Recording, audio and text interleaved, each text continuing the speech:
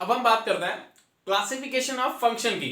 हमने देखिए फंक्शन किस तरह से क्लासिफाई किया है, वन वन और मेनी वन। अब ये वन वन और मेनी वन क्या है, आप ध्यान दीजिएगा। जैसे ये एक सेट है ए और एक सेट है बी। अब ए के एलिमेंट है 1 2 का 4 और बी में है ए बी सी डी। अब यहां पे कोई भी फंक्शन वन वन कब होता है कि अगर ए के हर एक एलिमेंट का यहां पे केवल एक इमेज हो, और वो इमेज इस तरह से है कि 1 का अगर ए है तो 2 का क्या है बी है और 4 का क्या है सी। मतलब एक एलिमेंट का इधर एक इमेज होना चाहिए और यूनिक इमेज होना चाहिए। मतलब ये कि अगर ये वाली कंडीशन बन गई 1 2 का 4 ए बी सी कि 1 का इमेज भी ए और 2 का इमेज भी ए, तो हम इसको 1 1 नहीं बोलेंगे। 1 1 मतलब हर एलिमेंट का इधर यूनिक इमेज और रिपीट नहीं होना चाहिए। रिपीट किस तरह से नहीं होना चाहिए कि 1 का इमेज अगर ए हो गया, अब ए किसी का इमेज नहीं हो सकता। ये जो ए है ये 1 के लिए बुक हो चुका है, मतलब एक बार जिसकी बुकिंग हो जाए बस वो दूसरे का नहीं हो सकता, ये ध्यान रखिएगा। ओके, मतलब समझ जाओ। तो अब 2 का इमेज क्या हो गया बी, अब बी किसी का नहीं हो सकता, वो किसका हो गया 2 का हो गया। 4 का इमेज सी, अब सी किसका हो चुका है पूरी तरह से 4 का, अब सी और किसी का नहीं हो सकता। और अगर ऐसा हुआ तो वो 1 1 नहीं होगा, फिर वो होगा मैनी वन। चलिए, तो क्लासिफिकेशन में सबसे पहले हम देखते हैं वन वन फंक्शन।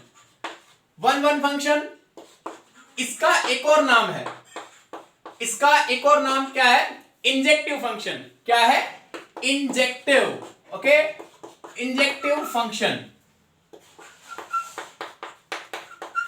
मतलब क्या हुआ कि ए के हर एक एलिमेंट का बी में केवल एक इमेज होगा और वो इस तरह से होगा कि 1 का इमेज ए हो गया तो अब 1 का इमेज ए हो गया, अब 2 का ए नहीं हो सकता, 4 का भी ए नहीं हो सकता, ए बुक हो चुका है 1 के लिए।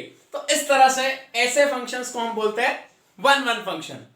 अगर यहां पे एक से ज्यादा एलिमेंट की अगर सेम इमेज होती है कि ए को भी 1 ने भी बुक कर लिया और 2 ने भी कर लिया, मतलब 2 ने एक की बुकिंग कर ली, तो इसका मतलब ये क्या हो गया, ये तो मेनी वन हो गया, ये 1 1 नहीं होगा।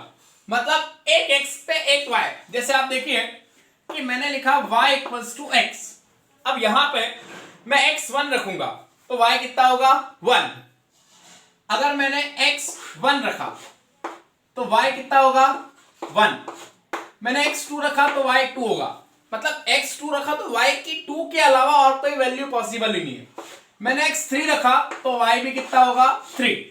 तो मैं यहां पे जो भी x रखूंगा हर x के लिए जो y आएगा वो रिपीट नहीं होगा, मतलब x इक्वल टू 1 पे ही y 1 होगा और y 1 कभी नहीं होगा।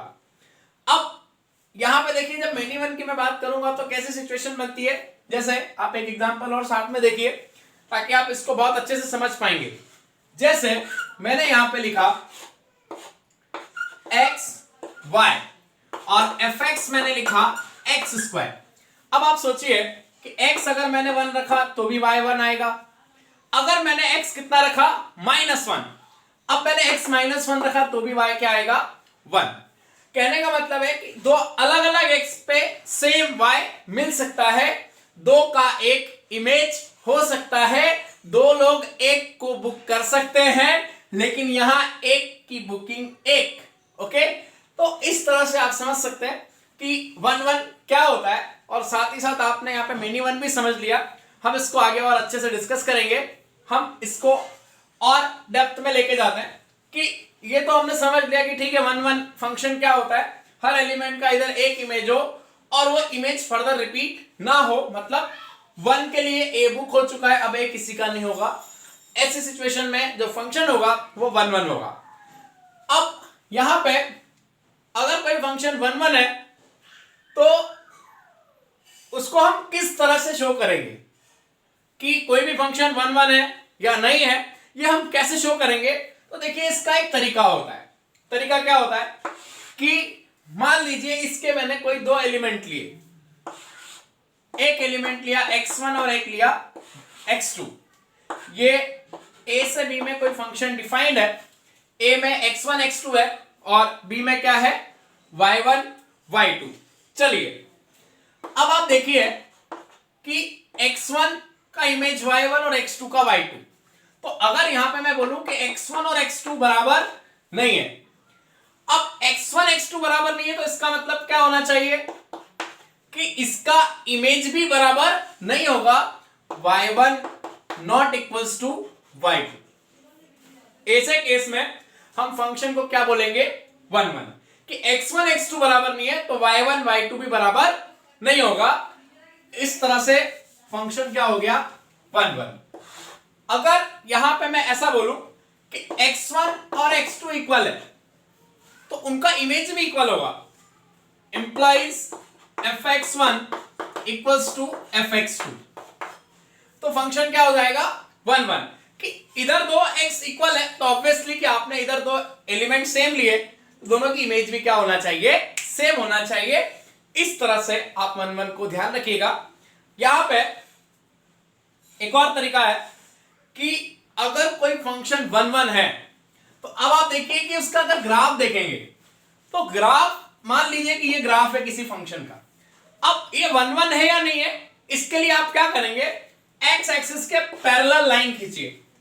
अगर ये एक्स एक्सिस के पैरेलल लाइन इसको केवल एक जगह कट करती है तो ग्राफ 100% किसका है 1 1 फंक्शन का है, ऐसा हम बोल सकते हैं। तो आप ग्राफिकली भी टेस्ट कर सकते हो। एक टेस्ट का तरीका क्या हो गया, ये हो गया कि x1 x2 इक्वल है तो उनकी इमेज भी क्या होगी सेम, x1 x2 इक्वल है तो इमेज भी सेम होगी, अगर इक्वल नहीं है तो इमेज भी क्या होगी डिफरेंट होगी। फिर ग्राफिकली आप 1 1 कैसे बताएंगे कि x एक्सिस के पैरेलल लाइन अगर ग्राफ को केवल एक पॉइंट पे कट करती है तो ग्राफ 100% 1 1 फंक्शन का होगा। ये आप ध्यान रखिएगा। देखिए एक पॉइंट पे कट कर रही है तो कहने का मतलब है कि एक x के लिए एक y, एक x के लिए एक y, एक x के लिए एक y, इस तरह से। फिर इसके अलावा एक और तरीका है जिससे फंक्शन को 1 1 बताया जा सकता है। अब देखिए कि कोई भी फंक्शन लगातार अगर बढ़ रहा है तो वो 1 1 होगा।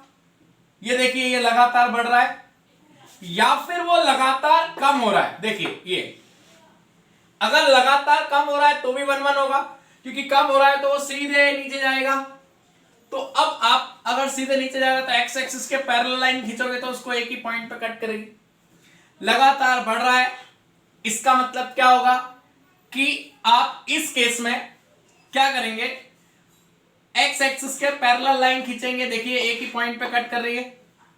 तो कोई भी फंक्शन अगर लगातार बढ़ रहा है या कम हो रहा है तो वो 100% कैसा होगा 1 1 फंक्शन होगा। अब बात यह आती कि बढ़ रहा है या कम हो रहा है, इसका एक तरीका होता है, हम इस पे और आगे डिस्कस करेंगे। अभी केवल आप ये ध्यान रखना, आगे मैं एप्लीकेशन ऑफ इंटीग्रेशन पढ़ाऊंगा, एप्लीकेशन ऑफ डेरिवेटिव, वहां पे मैं ये बढ़ने और कम होने वाली बात, इंक्रीजिंग डिक्रीजिंग वाली बात फिर से करूंगा। अभी केवल आप ध्यान रखना कि कोई भी बढ़ रहा है तो उसका स्लोप बढ़ेगा। ऑब्वियसली कि कर्व अगर इंक्रीज हो रहा है तो आप उसके किसी भी पॉइंट पे टेंजेंट ड्रॉ करोगे, उसका स्लोप लगातार बढ़ता जाएगा। ये तो जनरल बात है, आप ध्यान दे सकते हो। कोई भी कर्व लगातार कम हो रहा है, उसका स्लोप मतलब कर्व का स्लोप नहीं होता, उसके किसी पॉइंट पे टेंजेंट का स्लोप लगातार कम होगा। अब स्लोप मतलब क्या होता है, dy बाई dx। ओके, तो कोई भी फंक्शन इंक्रीजिंग है मतलब dy by dx greater than 0, और डिक्रीजिंग है तो dy by dx less than 0। मतलब फंक्शन 1 1 होने के चांस कब होंगे, या तो वो इंक्रीजिंग हो तो हर पॉइंट पे जो टेंजेंट है उसका स्लोप बढ़ता रहेगा, डिक्रीजिंग है हर पॉइंट पे टेंजेंट का स्लोप कम होता रहेगा। तो वो स्लोप मतलब क्या हो गया dy बाई dx। तो ऑब्जेक्टिव के लिए आप ये तरीका यूज कर सकते हैं कि इंक्रीजिंग है तो dy by dx greater than 0, basic differentiation आपने पढ़ा होगा। और अगर डिक्रीजिंग है या इंक्रीजिंग है, दोनों में से कोई एक होना चाहिए, दोनों नहीं होना चाहिए।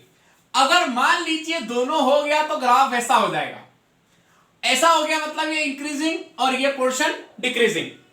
अगर इंक्रीजिंग डिक्रीजिंग दोनों हो गया तो 1 1 नहीं होगा। देखो मेनी वन एक्स एक्सिस के पैरेलल लाइन कितने पॉइंट पे कट कर रही है, 2 पॉइंट पे, 2 पॉइंट पे कट कर रही है, मतलब 2 अलग अलग एक्स पे एक वाई। तो ऐसा फंक्शन इंक्रीजिंग डिक्रीजिंग नहीं होता, तो वो 1 1 नहीं होता, ये होता है मेनी वन, जिसके बारे में अभी हम डिस्कस करेंगे। तो 1 1 के लिए या तो स्ट्रिक्टली क्या होना चाहिए, increasing dy by dx greater than 0 या decreasing dy by dx less than 0। ये सबसे इजी तरीका होता है इंक्रीजिंग या डिक्रीजिंग बताने का।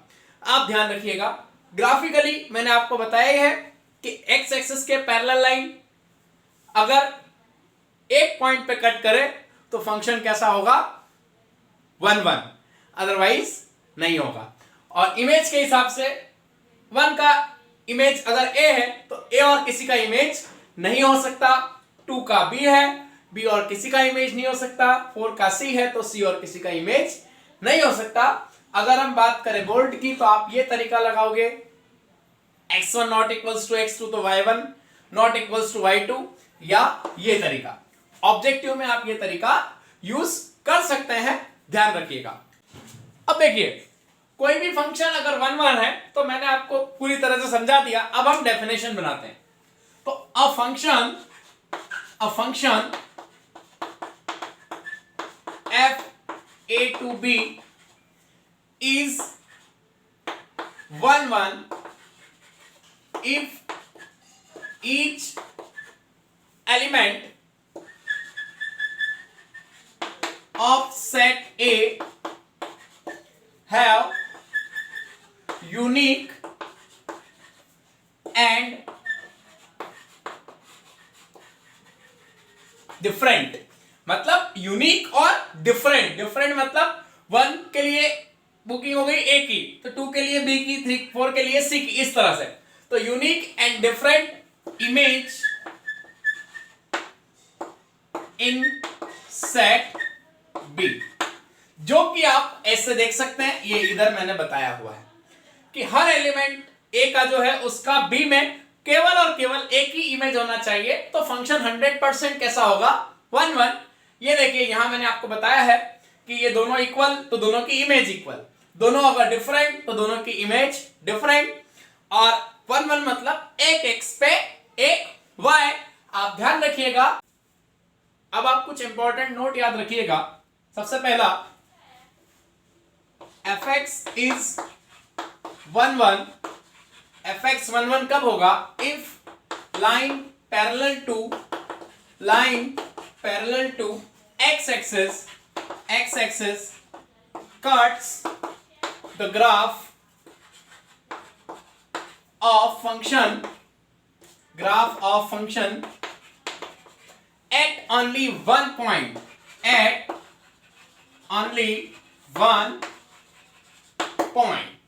अगर कोई लाइन x एक्सिस के पैरेलल है और फंक्शन के ग्राफ को केवल एक पॉइंट पे कट करती है तो फंक्शन 100% 1 1 होगा। फॉर एग्जांपल जैसे मैं बात करता हूं fx इक्वल्स टू e की पावर x, एग्जांपल e की पावर x का ग्राफ ऐसा होता है। अब देखिए x एक्सिस के पैरेलल लाइन एक पॉइंट पे कट कर रही है, ये देखिए, तो इसका मतलब क्या होगा, fx क्या होगा, 1 1। और एग्जांपल देखते हैं fx equals to ln x का ग्राफ कैसा होता है, इस तरह से होता है। आप x एक्सिस के पैरेलल लाइन देखिए, ये एक पॉइंट पे कट कर रही है, तो इसका मतलब क्या हुआ कि ये फंक्शन भी क्या है, 1 1 है। आप ध्यान रखिएगा। और भी हम एग्जांपल देखते हैं, जैसे मैंने दिखा y equal to 2x plus 1, ये लाइन है, और अगर हम इसको देखें तो इस तरह से लाइन होगी, x एक्सिस के पैरेलल लाइन एक ही पॉइंट पे कट करेगी। तो ये सारे ग्राफ किसके हो गए, 1 1 फंक्शन के। तो आप ग्राफिकली भी अप्रोच कर सकते हैं कि फंक्शन 1 1 है या नहीं है। तो ये बात आप ध्यान रखिएगा नोट 1 के फॉर्म में, ओके, कि फंक्शन 1 1 है तो एक्स एक्सिस के पैरेलल लाइन केवल और केवल एक पॉइंट पे कट करेगी। आप ध्यान दीजिएगा, और एक पॉइंट पे कट कर रही, इसका मतलब एक एक्स पे एक वाई। 100% फंक्शन कैसा होगा? एक शॉर्टकट और ध्यान रखिएगा कि अगर एफ एक्स इस टाइप का फंक्शन है, F X equals to A X की power N plus B, polynomial function है, पॉलिनोमियल फंक्शन, एफ की पावर एन लिख रहा हूं मतलब समझ जाइए ये फंक्शन है, okay, and N is odd, polynomial function इस टाइप का है, एन ऑड है, तो इस तरह का जो फंक्शन होगा वो हमेशा क्या होगा? a not equals to 0। So F X equals to A X की power N plus B, N odd है, a नॉन जीरो है, ये एक पॉलिनोमियल फंक्शन है। ऐसे फंक्शंस हमेशा क्या होते हैं? 1 1। सो such functions are always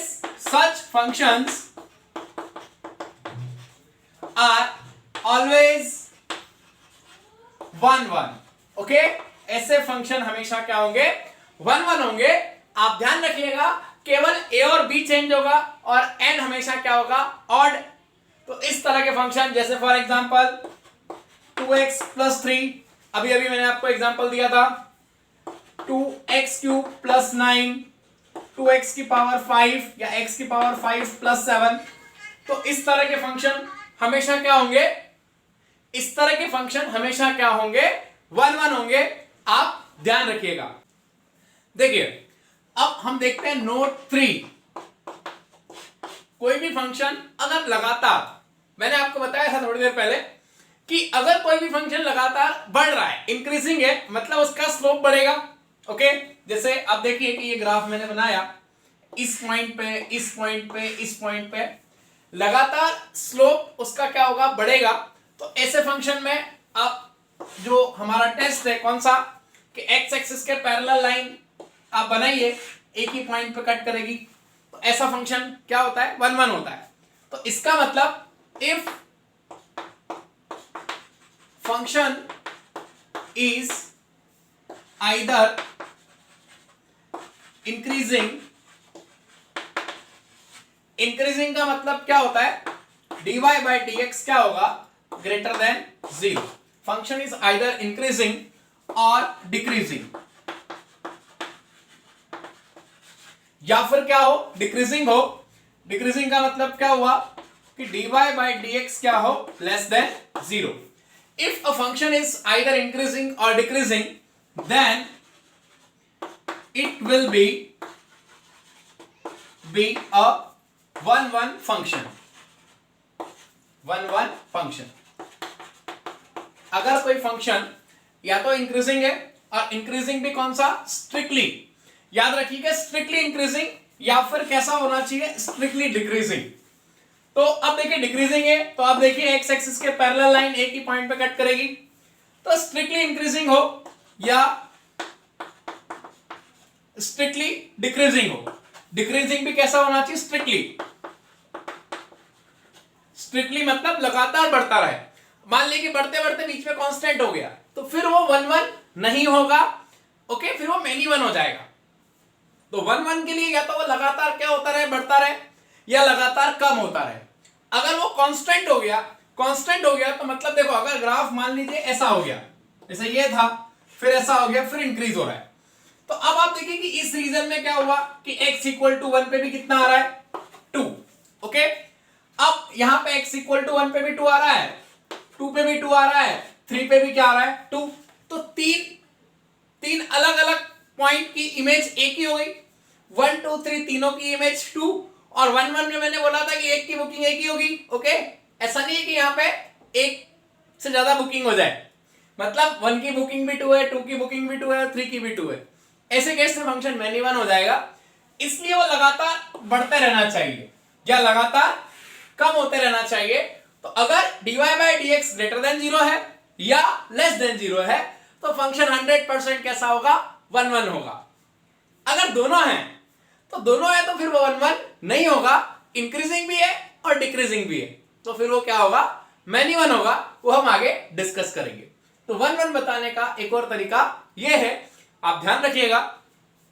इसके अलावा जो तरीका आपको बोर्ड एग्जाम में यूज करना है वो क्या है कि इफ fx इज या fx इज 1 1, इफ fx 1 1 कब होगा? देखिए इसका तरीका क्या होगा, if x1 equals to x2 implies fx1 equals to fx2, कि x1 और x2 बराबर है तो fx1 और fx2 भी क्या होंगे? इक्वल। और हम क्या बोल सकते हैं कि x1 not equals to x2, x1 और x2 बराबर नहीं है तो fx1 भी किसके बराबर नहीं होगा?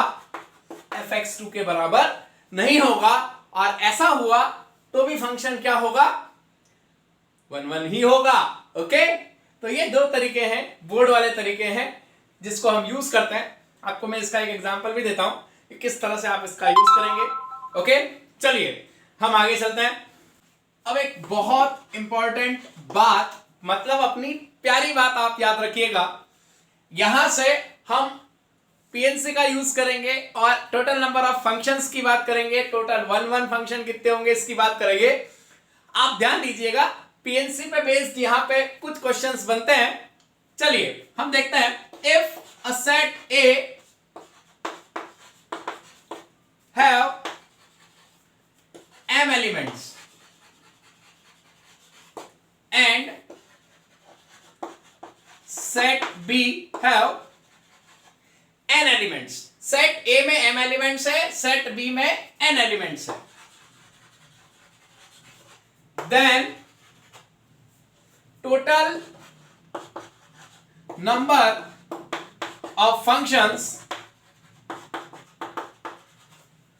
from A to B are, A से B में टोटल फंक्शन कितने होंगे ये आपको बताना है। देखिए सबसे पहले मैं एक न्यूमेरिकल एग्जांपल लेके आपको ये बात समझाता हूं। ये सेट A है और ये सेट B है। अब आप सोचिए कि यहां 3 एलिमेंट है, 1 2 3, यहां 4 एलिमेंट है A B C D। अब आपको बताना है कि कितने फंक्शन होंगे। तो फंक्शन की डेफिनेशन क्या होती है कि इस A के हर एलिमेंट का यहां पे एक यूनिक इमेज होना चाहिए। तो अब देखिए कि अगर मैं टोटल नंबर ऑफ फंक्शन निकालना चाहूं तो मैं कैसे सोचूंगा कि 3 एप्पल है मेरे पास, 3 एप्पल है या 3 रिंग है, ऐसे मान लो 3 डायमंड की बढ़िया चमचमाती हुई रिंग है और 4 राजकुमारियां हैं। आप सोचिए कि इन 4 राजकुमारियों को 3 रिंग पहनाना है। अब कोई बाउंडेशन नहीं है, आप किसी भी राजकुमारी को कितनी भी रिंग पहना सकते हो, आपकी इच्छा है तो मत पहनाओ, कोई तकलीफ नहीं है। तो हम कैसे करेंगे? पहली रिंग उठाई, 4 में से किसी एक को पहना दी। ओके, दूसरी रिंग उठाई, क्या किया? 4 में से किसी एक को पहना दी। तीसरी रिंग उठाई, 4 में से किसी एक को पहना दी। तो आप देखिए कि पहली रिंग के लिए कितनी राजकुमारियां? 4। दूसरी रिंग के लिए वापस से कितनी राजकुमारियां? 4। तीसरी रिंग के लिए वापस से कितनी राजकुमारियां? 4। तो क्या हो गया? 4 की पावर 3। अब 4 की पावर 3 कैसे? यहां कितने एलिमेंट्स? 4 एलिमेंट्स। यहां कितने एलिमेंट्स? 3 एलिमेंट्स। तो क्या हो गया? 4 की पावर 3। अब ये फॉर्मूला तो आप खुद ही बना सकते हैं। देखिए यहां कितने एलिमेंट्स है? यहां n एलिमेंट्स। यहां कितने एलिमेंट्स है? m elements. आ गया। अब यहां से यहां टोटल फंक्शंस कितने हैं वो फाइंड करना है। तो देखिए क्या था? 4 की पावर 3 आगे, तो क्या मतलब आगे की पावर पीछे। कैसे याद रखोगे? आगे की पावर पीछे मतलब आगे वाले की पावर में पीछे वाला, ऐसे आगे वाले की पावर में पीछे वाला, ऐसे आप याद रख सकते हैं। तो यहां पे कितना आगे वाला कौन है? n। तो कितने टोटल फंक्शंस होंगे from A to B? r n की पावर m। आगे वाले की पावर में पीछे वाला, आगे वाले की पावर में पीछे वाला, ऐसे याद रखना। कैसे याद रखोगे? आगे वाले की पावर में पीछे वाले। आ गया? आगे वाले की पावर में पीछे वाले। तो टोटल फंक्शंस कितने होंगे, n की पावर m। इस तरह से आप सॉल्व कर सकते हैं। अब कोई भी क्वेश्चन इस तरह का है, आपसे पूछे कि टोटल फंक्शन कितने होंगे, तो आगे वाले की पावर में पीछे वाले n की पावर m आप याद रखिएगा। ओके, हाँ बेटा, एक और बात देखिए आप यहां पे, एक और बहुत ही प्यारा क्वेश्चन बन सकता है कि set A have m elements, set B have n elements, then total number of one function. इस बार हमको क्या चाहिए, one functions from A to B कितने होंगे। तो देखिए सिंपल सी बात है, ये A है और ये सेट B है। पहले मैं वही न्यूमेरिकल एग्जांपल लेता हूं, 1 2 का 4 A B C D। अब आप सोचिए कि टोटल वन फंक्शन मतलब हर एलिमेंट का एक यूनिक और डिफरेंट इमेज होना चाहिए। जैसे 1 का इमेज A के अलावा कुछ भी नहीं, या B के अलावा कुछ नहीं, या C के अलावा, या D के अलावा। तो हर एलिमेंट का एक यूनिक और डिफरेंट इमेज होना चाहिए, तो ही फंक्शन जो होगा वो कैसा होगा, वन होगा, अदरवाइज नहीं होगा। चलिए हम देखते हैं कि टोटल वन फंक्शंस कितने होंगे। अगर मैं बात करूं टोटल फंक्शन कितने होंगे, तो आगे वाले की पावर पीछे वाला कितना आ गया, 4 की पावर 3। अब अगर टोटल वन देखूं तो मेरे को देखो क्या करना पड़ेगा कि इन तीन रिंग है, वही अपने पास 4 प्रिंसेस है, राजकुमारियां हैं, 3 रिंग को 4 राजकुमारियों को पहनाना है। अब इस बार हर रिंग को आप केवल एक ही राजकुमारी को पहना सकते हो, एक रिंग केवल एक राजकुमारी को पहना सकते हैं, या आप बोल सकते हो कि ज्यादा से ज्यादा हर राजकुमारी को केवल एक रिंग पहना सकते हैं, एक से ज्यादा नहीं पहना सकते। तो अब 3 रिंग 4 राजकुमारियां, ज्यादा से ज्यादा कितनी रिंग पहना सकते हो, एक, या तो एक या एक भी नहीं, एक से ज्यादा नहीं पहना सकते। चलिए तो हम कैसे करेंगे, आप यहां पे देखिए 4 राजकुमारियां हैं। अब मैं क्या करता हूं कि 4 राजकुमारियों में से कितनी लेके आता हूं, क्योंकि मेरे पास तो रिंग 3 ही है, तो 4 में से 3 लेता हूं, तो 4c3। 4 राजकुमारियों में से 3 सिलेक्ट करने का तरीका 4c3। चलो 3 राजकुमारियां बिठा दी मैंने, मैं 3 रिंग लेके गया। अब 3 राजकुमारियां और 3 रिंग, क्योंकि 4 में से 3 सिलेक्ट करके लाया, 3 राजकुमारियां 3 रिंग, हर राजकुमारी को एक रिंग पहनाना है। अब तो कितने तरीके, फैक्टोरियल 3। ओके, तो अब आप सोचिए कि अगर मैं इसको यहां पे 4 राजकुमारियां 3 रिंग, तो हर राजकुमारी को ज्यादा से ज्यादा एक रिंग पहना सकते हो, या एक भी नहीं। तो 4 में से मैंने 3 राजकुमारियां सिलेक्ट की, उनको बिठाया, 3 रिंग लेके गया, 3 राजकुमारियां 3 रिंग, फैक्टोरियल 3, हर राजकुमारी को एक रिंग मिले। तो कैसे, 4c3 से मैंने 3 सिलेक्ट की। अब फैक्टोरियल 3 क्यों आया, देखिए 1 2 3, 3 राजकुमारी, पहली राजकुमारी 3 रिंग लाया, एक पहना दी, तो पहली के लिए कितने तरीके, 3, एक पहना दी, दूसरी के लिए कितनी रिंग बची, 2। अब बेचारी को इसको एक पहनानी पड़ेगी, आखिरी वाली, इसी को हम क्या बोलेंगे, 3 फैक्टोरियल, इसलिए मैंने यहां पे क्या लिखा है, 3 फैक्टोरियल। अब सेम क्वेश्चन अगर मैं इसके लिए देखूं तो देखो क्या आएगा, यहां कितने एलिमेंट्स, m, b में कितने, n। अब यहां पे पहले तो मैं क्या करूंगा, NCM, n में से कितने सिलेक्ट करूंगा, m, मतलब जितनी रिंग है उतनी राजकुमारियां सिलेक्ट करूंगा। 4 में से 3 सिलेक्ट है, क्योंकि 3 रिंग है, यहां n राजकुमारियां हैं और m रिंग है, तो पहले n में से कितनी सिलेक्ट करूंगा, राजकुमारियां m। अब m राजकुमारियां सिलेक्ट कर ली और m रिंग पहनाना है, तो इनटू क्या हो गया, m फैक्टोरियल।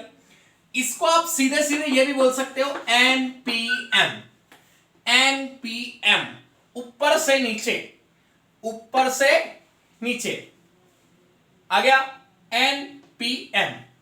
तो आगे वाला ऊपर, पीछे वाला नीचे, आगे वाला ऊपर और पीछे वाला नीचे, ऐसे याद रखना, आगे ऊपर पीछे नीचे, ऐसे चे नीचे पीछे, आगे वाला ऊपर, आगे ऊपर पीछे नीचे, ऐसे याद रखना, आगे ऊपर पीछे नीचे। तो NPM आप ऐसा भी बोल सकते हो यहां आप इसको क्या बोल सकते हो फाइनली 4p3 ऐसा भी बोल सकते हो। ये है इसका आंसर और ये पीएनसी पे बेस्ड क्वेश्चन पूछे जाते हैं, आप ध्यान। अब हम इसका एक क्वेश्चन देखते हैं, आप ध्यान दीजिएगा। जैसे fx equals to 2x plus 1, आपको बताना है कि ये 1 1 है कि नहीं है। तो सबसे पहले तो मैं आपको अपना जो तरीका है वो सिंपल वाला ऑब्जेक्टिव वाला सिखाता हूं कि डिफरेंशिएट कर देते हैं। तो मैंने इसको डिफरेंशिएट किया f डैश x मतलब dy dx, डिफरेंशिएशन मतलब d बाय dx किया, तो ये हो जाएगा d by dx of 2x plus 1। अब d by dx of fx इसको हम रिप्रेजेंट करते हैं f डैश x से। अब d बाय dx किसका 2x का प्लस d बाय dx किसका 1 का। कोई भी कांस्टेंट है उसका डिफरेंशिएशन क्या होता है 0, और यहां से 2 बाहर आएगा d by dx of x और ये हो गया 0। अब आप एक फॉर्मूला याद रखिएगा, d by dx of x की पावर n क्या होता है n x की पावर n माइनस 1। तो ये x की पावर 1 है तो ये हो जाएगा 2 इंटू 1 x की पावर 1 माइनस 1, तो 1 माइनस 1 0, तो ये आ गया 2। तो f डैश x कितना हो गया 2 हो गया। ओके, अब यहां पे f डैश x क्या है ग्रेटर देन 0, क्योंकि 2 जो है वो ग्रेटर देन 0 है। इसका मतलब फंक्शन स्ट्रिक्टली इंक्रीजिंग है, और स्ट्रिक्टली इंक्रीजिंग है क्योंकि इंक्रीजिंग के लिए डेरिवेटिव क्या होता है dy बाय dx बोलो या f डैश x बोलो, एक ही बात है। इसको आप y भी लिख सकते हो, तो f डैश x या इसको मैं dy बाय dx भी बोल सकता हूं। तो ग्रेटर देन 0 इसका मतलब फंक्शन कैसा हो गया इंक्रीजिंग। तो ये क्या होगा देयरफॉर fx इज 1 1। कैसा है 1 1 है, या फिर क्या बोल सकता हूं और इंजेक्टिव। ओके, अब देखिए इसमें मैं आपको बोर्ड वाला तरीका बताता हूं, है ना। अब बोर्ड वाला अप्रोच कैसा होगा कि मैंने यहां पे पुल दिया x1 इक्वल्स टू x2। अब देखिए मैं धीरे धीरे क्रिएट कर दूंगा और यहां पे x1 x2 किसमें है सेट A में।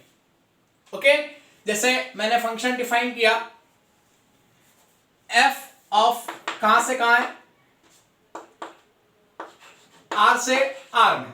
ओके, तो x1 x2 बिलोंग्स टू क्या है R। रियल नंबर में से दो मैंने एलिमेंट उठाए x1 x2, मान लो x1 x2 बराबर है, तो दोनों साइड अगर 2 से मल्टीप्लाई करूंगा तो भी इक्वल होगा। अब दोनों साइड अगर मैं 1 ऐड कर दूंगा इक्वल्स टू 2x2 प्लस 1 तो भी इक्वल होगा। अब 2x1 प्लस 1 को मैं क्या बोल सकता हूं fx1, 2x2 प्लस 1 को क्या बोल सकता हूं fx2। तो x1 इक्वल्स टू x2 क्या आ गया fx1 इक्वल्स टू fx2, मतलब x1 equals to x2 implies fx1 equals to fx2।